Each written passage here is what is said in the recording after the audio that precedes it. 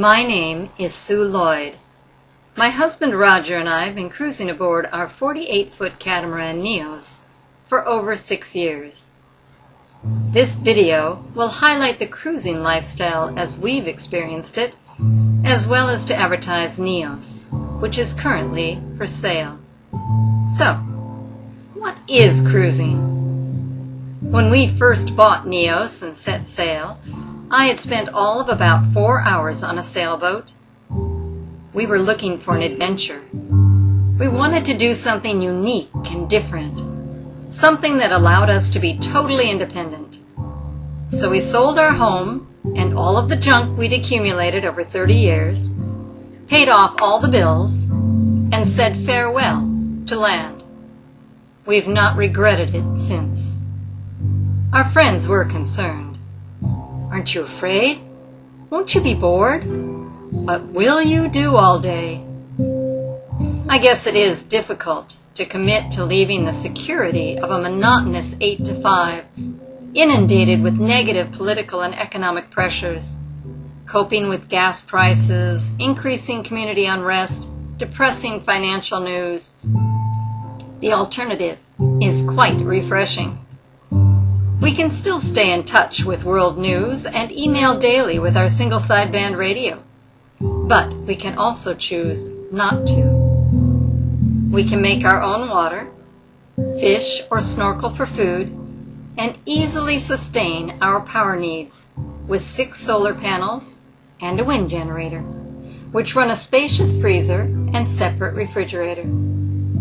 A 9-month supply of propane runs a full-size oven and 4-burner stovetop.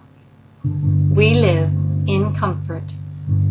We go where we want, when we want, enjoying gorgeous waters and anchorages. We can travel alone and enjoy solitude, or we can choose to have company, a buddy boat or group of boats.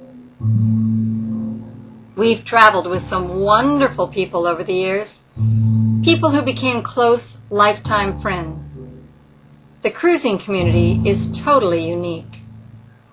There is no more supportive group in the world. In an anchorage of boats ranging from a 60-foot luxury powerboat to a 24-foot skiff, we are all cruisers and can enjoy sundowners and a bonfire on the beach together as equals. A VHF radio call for help brings immediate response, and cruiser nets on the VHF and SSB provide information and support no matter where we might be. Cruising forces you to commune with your environment.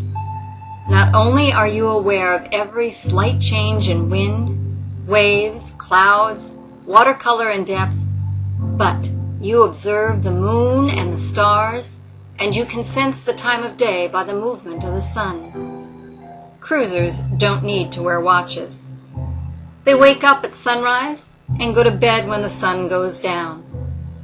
They live a relaxed life with occasional moments of terror. It is those moments of terror that provide fuel for conversation when cruisers get together. The unexpected storm, the difficult crossings, the challenges of living so close with the moods of Mother Nature. These are the memorable events that accentuate the true grit of our human nature. Because of this, cruising helps you discover your personal limits. Battling the elements, you test your veracity, your patience, your problem-solving skills, your ability to cope. Cruising allows for unique, direct contact with cultures and environments. A cruiser can visit isolated areas basically untouched by tourist commercialism. A cruiser lives geography, traveling the coastlines and connecting with the true culture of the country. We shop at the local stores, trade with the local fishermen, and eat the local food. You don't experience a country by flying in, spending a week in a fancy resort. You experience a country by eating lunch under a blue tarp roof with a dirt floor outside of the owner's residence. chatting with a local fisherman, swimming at beaches far from the main cities, waking up to a fisherman singing as he returns from a night of fishing, being humbled by the local who spends his entire day in a dugout canoe with only a hook and a line, hoping to catch enough to feed his family that day. Having dinner in Mulatupu with the chief and his family in their home, and teaching English classes in his village schools. Dropping the arrogance of being American to learn that we share the same struggles and joys as the poorest indigenous Indian. My favorite anchorages are off the beaten track. Anchoring in crystal clear waters, snorkeling with schools of sergeant majors, parrotfish, blue tangs by the hundreds, passaging on a clear blue sky day with 12 knots of wind at my back, enjoying the pod of dolphins putting on a display that could outdo anything seen at any water park, right on our bow. Waking up in the morning to the popping sound of rays jumping out of the water, or to the sound of pelicans dive-bombing for their breakfast all around the boat. Seeing the green flash of the setting sun. Hearing the moans of whales resounding through the boat hulls. Conch shells trumpeting at sunset.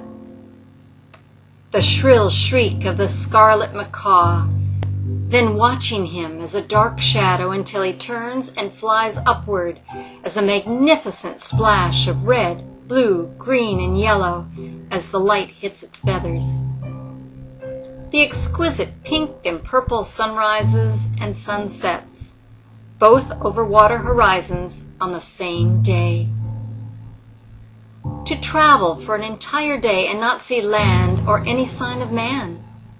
Alone with the sun, the sky, and the water, with life all around. Free diving to 25 feet and still being able to see 100 feet ahead of me. This is why I cruise. Not to escape, but to experience. To enjoy nature and to fear it, and in fearing it, respect it. To learn my limitations and to push the edges. To learn to live with what I have with me and around me. To be satisfied with that and need no more.